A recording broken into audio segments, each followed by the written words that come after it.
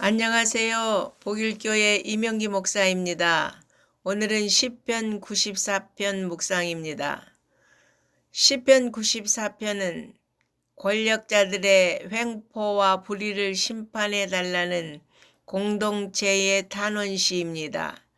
시인은 하나님께서 아무것도 보지 못하는 것으로 여기면서 주의 백성들을 압제하고 강포를 행하는 악인들의 만행을 고발하며 그들에 대한 하나님의 공의를 나타내 주시기를 기도합니다.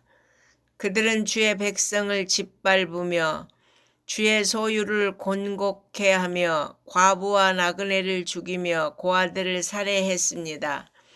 이 같은 상황을 목도하는 시인은 여호와여 악인이 언제까지 개가를 부르리까 라고 한탄하고 있습니다. 이 한탄을 들어보면 시인이 지금 얼마나 큰 고통 속에 있는지 알 수 있습니다.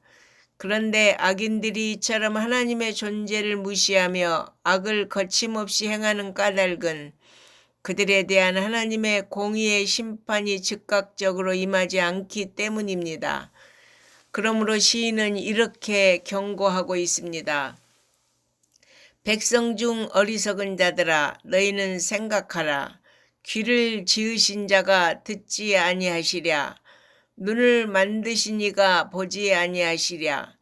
나라들을 훈련시키시는 분이 벌하지 않으시겠느냐. 여호와께서는 사람의 생각의 허무함을 아시느니라 라고 선포하며 악인들의 심판이 반드시 이루어질 것을 확신합니다. 그러나 의인은 하나님의 징계는 받으나 하나님으로부터 버림을 당하는 일은 없을 것이라고 선언합니다.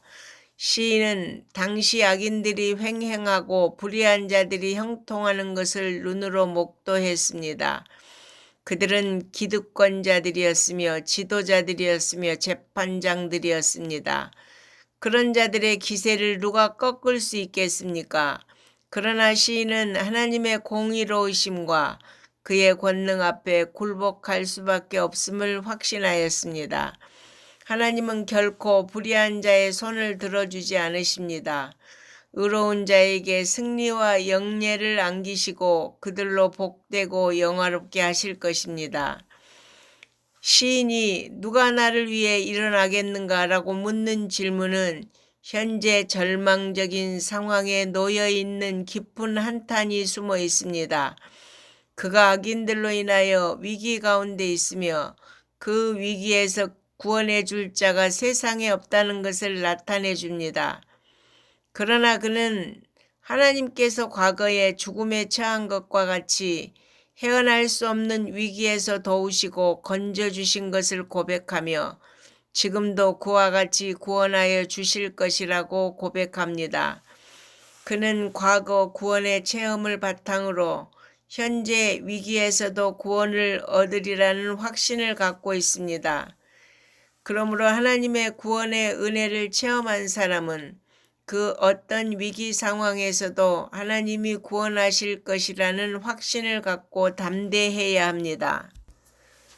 특별히 우리 성도들은 놀라운 구원의 체험을 가지고 있는 사람들입니다.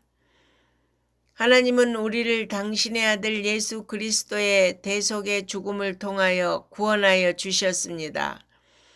그렇게 구원하여 주신 우리를 하나님께서 멸망하도록 버려두시겠습니까? 그렇다면 우리를 구원하신 것을 아무 의미 없는 것으로 만드는 것입니다.